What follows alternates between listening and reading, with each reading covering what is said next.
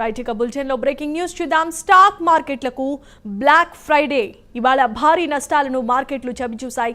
ఒక్కరోజే కేవలం 10 లక్షల కోట్ల సంపద ఆవిరైపోయింది. సెన్సెక్స్ 1414 పాయింట్ల వద్ద నష్టపోయింది. నిఫ్టీ 420 పాయింట్లను కోల్పోయింది. సూచీలపై ఐటీ, టెక్, ఆటో, టెలికాం షేర్లలో అమ్మకాలు ఒత్తిడి పెంచాయి. స్మాల్ క్యాప్, మిడ్ క్యాప్ షేర్లలోనూ అమ్మకాలు కొనసాగాయి. ఆసియా మార్కెట్లలో సియోల్, టోక్యో, షాంఘాయ్, హాంకాంగ్ షేర్లు భారీ నష్టాల్లో ముగిశాయి.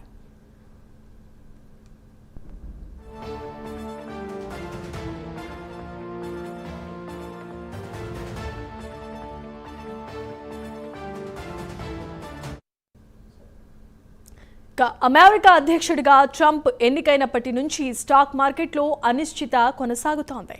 ఎప్పటికప్పుడు ట్రంప్ చేస్తున్న టారిఫ్ ప్రకటనలు వాణిజ్య యుద్ధ భయాలను రేపుతున్నాయి. మెక్సికో, కెనడాపై విధించిన సుంకాలు మార్చి 4 నుంచి అమల్లోనికి వస్తాయని ప్రకటించారు. తాజా చైనాపై అదనంగా మరో 10% సుంకాన్ని విధిస్తానని ట్రంప్ ప్రకటించారు.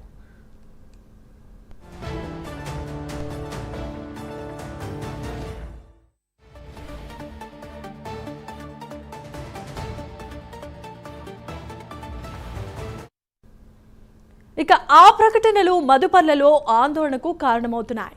దేశీయ బ్యాంకుల 4వ త్రైమాసిక ఫలితాలు బలహీనంగా నమోదు కావచ్చన్న అంచనాలు కూడా మార్కెట్ పతనానికి మరో కారణమని నిపుణులు అంచనా వేస్తున్నారు. ఇటు ఈక్విటీ మార్కెట్లో విదేశీ సంస్థాగత మదుపర్ల అమ్మకాలు కొనసాగుతున్నాయి. ఇన్నాళ్లు ఎఫ్ఐఐలు అమ్మకాలకు దిగినా డిఐలు మన మార్కెట్లను నిలబెట్టాయి.